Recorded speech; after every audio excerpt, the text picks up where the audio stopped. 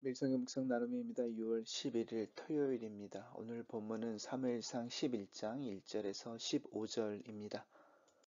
오늘의 본문을 읽습니다. 다윗이 노베에 가서 제사장 아히멜렉에게 이르니 아히멜렉이 떨며 다윗을 영접하여 그에게 이르되 어찌하여 내가 홀로 있고 함께 하는 자가 아무도 없느냐 하니 다윗이 제사장 아히멜렉에게 이르되 왕이 내게 이를 명령하고 이르시기를 내가 너를 보내는 것과 내게 명령한 일은 아무것도 사람에게 알리지 말라 하시기로 내가 나의 소년들을 이러이러한 곳으로 오라고 말하였나이다. 이제 당신의 수중에 무엇이 있나이까? 떡 5덩이니 무엇이나 있는 대로 내 손에 주소서 하니 제사장이 다윗에게 대답하여 이르되 보통 떡은 내 수중에 없으나 거룩한 떡은 있나니 그 소년들이 여자를 가까이만 하지 아니하였으면 주리라 하는지라. 다윗이 제사장에게 대답하여 이르되 우리가 참으로 3일 동안이나 여자를 가까이 하지 아니하였나이다. 내가 떠난 길이 보통 여행이라도 소년들의 그릇이 성결하겠거든 하물며 오늘 그들의 그릇이 성결하지 아니하겠나이까 하매 제사장이 그 거룩한 떡을 주었으니 거기는 진설병 곧 여호와 앞에서 물려낸 떡밖에 없었음이니라. 이 떡은 더운 떡을 드리는 날에 물려낸 것이더라. 그날에 사울의 신하 한 사람이 여호와 앞에 머물러 있었는데 그는 도액이라 이름하는 에돔 사람이요 사울의 목자장이었더라. 다윗이 아히멜렉에게 이르되 여기 당신의 수중에 창이나 칼이 없나이까? 왕의 일이 급함으로 내가 내 칼과 무기를 가지지 못하였나이다 하니 제사장이 이르되 내가 엘라 골짜기에서 죽인 블레셋 사람 골리앗의 칼이 보자기에 쌓여 에봇 뒤에 있으니 내가 그것을 가지려거든 가지라. 여기는 그것밖에 다른 것이 없느니라 하는지라. 다윗이 이르되 그 같은 것이 또 없나니 내게 주소서 하더라.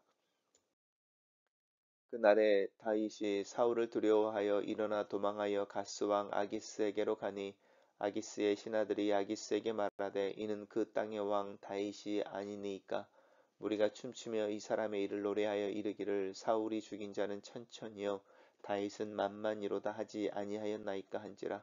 다윗이 이 말을 그의 마음에 두고 가스왕 아기스를 심히 두려워하여 그들 앞에서 그의 행동을 변하여 미친 채 하고 대문짝을 그적거리며 침을 수염에 흘리매 아기스가 그의 신하들에게 이르되 너희도 보거니와 이 사람이 미치광이로다. 어찌하여 그를 내게로 데려왔느냐? 내가 미치광이가 부족하여서 너희가 이 자를 데려다가 내 앞에서 미친 짓을 하게 하느냐? 이 자가 어찌 내 집에 들어오겠느냐 하니라. 오늘의 본문은 세 개의 단락으로 나눠져 있습니다. 첫 번째 단락입니다. 이제 요나단과 작별하고 다윗이 이제 사울의 어, 추격을 피해서 도망을 치는데 제일 먼저 가는 게 높당에 있는 제사장 아히멜렉에게 갑니다. 재밌죠? 그 다윗이 사울을 피해서 제일 먼저 도망을 가는 게 라마에 있는 사무엘에게 갔었습니다. 그리고 다시 또 노베에 있는 아히멜렉에게 갑니다. 하나님의 사람들이라고 하는 사람들 또 하나님의 임재가 있고 또 하나님에게 특별한 의미가 있다고 여겨졌던 장소로 다시 도망을 치고 있습니다. 아히멜렉은 갑자기 찾아온 이 다윗을 긴장하고 또 걱정하며 다윗을 영접합니다.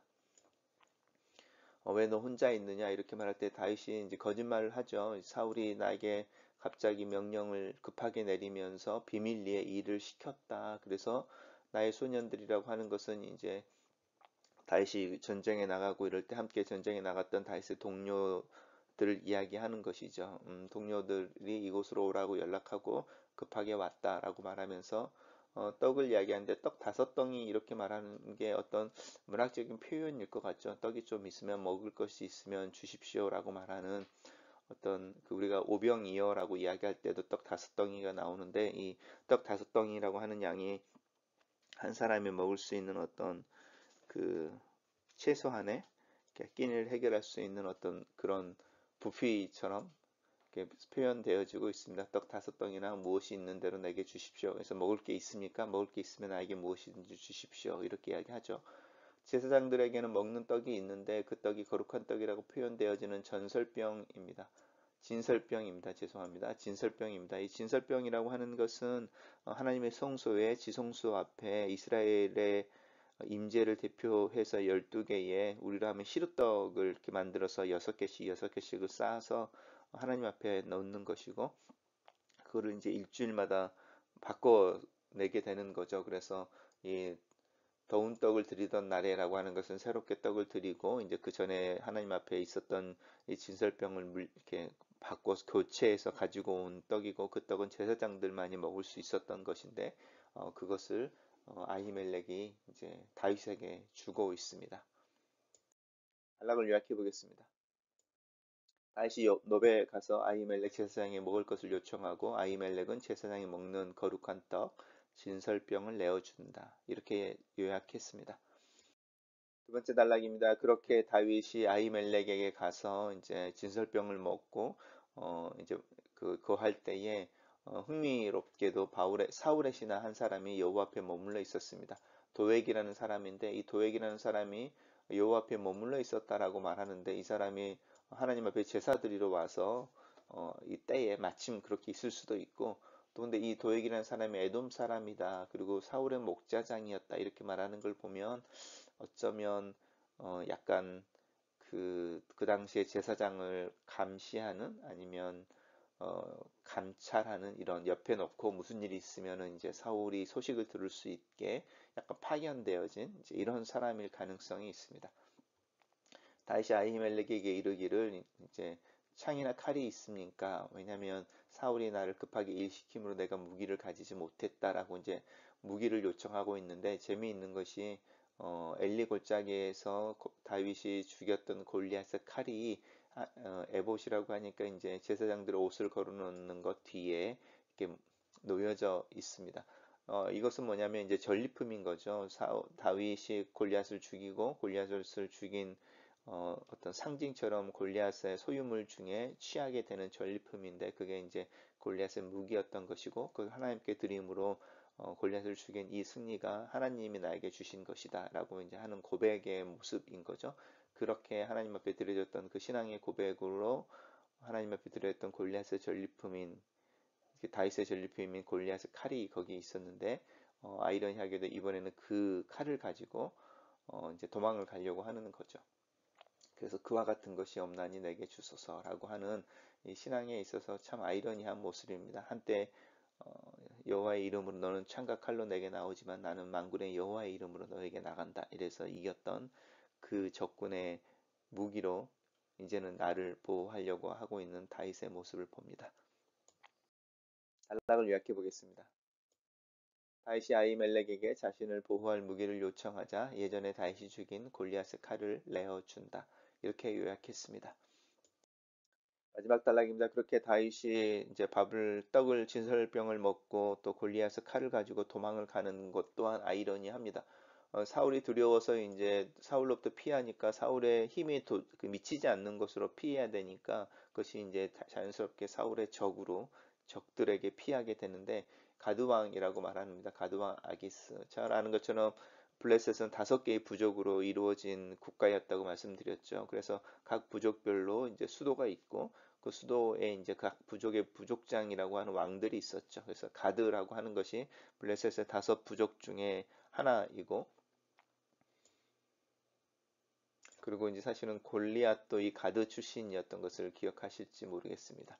그 가드의 아기스에게로 도망을 가니까 이제 이 아기스의 신하들이 참 황당한 일이죠. 왜냐하면 이스라엘의 다윗, 그리고 참 이제 사울이 죽인 자는 천천, 다윗이 죽인 자는 만만, 이렇게 말하는, 그리고 골리앗을 죽였던 그 다윗이 와서 도움을 요청하는 거죠. 자기를 보호해 줄 것을 요청하니까 이거는 이제 보호의 문제가 아니고 원수를 갚는 문제이니까 이제 죽이자, 이제 이런 이야기를 하는 거죠. 근데 그 이야기를 듣고 다윗이 이 가드왕 아기스를 이제 두려워하였다, 이렇게 말하는데요. 두려워하였다 이렇게 하여서 이제 그 앞에서 미친 척 하는 거죠. 미친 척 하여서 위기를 모면내는 모습입니다. 단락을 요약해 보겠습니다. 다윗이 가드왕 아기스에게 도망가 몸을 의탁하기 위해 스스로 미친 채 하여 그를 속인다, 이렇게 요약했습니다. 첫 번째 묵상 나눔입니다. 사울이 왕으로 다스리는 영역이 없는 상황에서 다윗은 제사장 아히멜렉에게 도망친다. 전에도 다윗은 사울을 피해 사무엘에게로 피했었다. 다윗이 하나님의 사람에게로 피하는 것은 어떤 이유일까? 모세가 하나님을 자신의 처소로 고백했던 것처럼 다윗에게 유일한 피난처는 하나님이었다. 그래서 하나님의 사람을 찾고 있는 것은 아닐까? 나는 내 마음이 어려울 때에 하나님의 집으로 피하는지, 하나님의 사람들에게 의탁하고 기도를 부탁하는지. 아히멜렉은 다윗을 받아들이고 자신이 먹는 특별한 떡을 나눠준다. 아히멜렉의 용기가 참 대단해 보인다. 다윗을 환대한 대가가 무엇일지 알면서도 그는 하나님의 품을 다윗에게 열어준다. 나 또한 아히멜렉처럼 하나님의 사랑과 위로로 또 보호가 필요한 이들에게 내 마음을, 교회의 문을 열어줄 수 있기를, 그런 용기를 위해 기도한다. 가련하고 상처 입은 영혼들이 쉴 만한 교회가 될 수 있으면 좋겠다. 두 번째 묵상 나눔입니다. 하나님의 이름으로 일권의 믿음의 승리의 상징물이 있었는데 다윗은 자신을 지키기 위해 자신이 여호와의 이름으로 죽였던 골리앗의 칼을 가지고 도망친다. 그 다윗의 모습이 참 슬프다. 위기의 다윗을 최선으로 돕는 아히멜렉의 모습과 하나님의 집에서 그런 아히멜렉과 다윗을 엿보고 감시하는 에돔 사람 도액의 모습이 비교가 된다. 어려움과 위기 가운데 있는 이들을 나는 어떻게 대하는지 다시 한번 생각해 본다.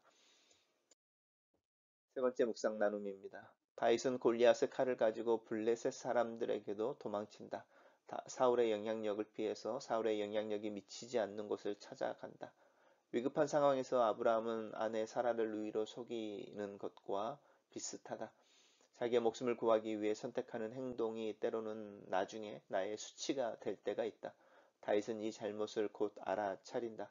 아무리 귀한 목숨이라 하더라도 사울로부터 도망쳐야 한다고 해서 아무 곳이나 피할 수 있는 곳, 아무 곳이나 도망치는 것은 아니다. 아무에게나 나를 의탁할 수 있는 것도 아니다. 나는 예수를 믿는 자로서 최소한의 자존심을 지키고 살아가기를 기도한다. 예수를 따르는 자로서 하루를 믿음으로 살자. 글로 쓰는 기도입니다. 절대 위급의 상황에서 수단과 방법을 가리지 않는 삶을 선택하지 않기를 하나님 기도합니다. 먼저 하나님에게로 피해야 하는 것을 기억하게 도와주시옵소서. 더 기도하게 하시고 하나님을 더 찾고 의지하게 도와주시옵소서.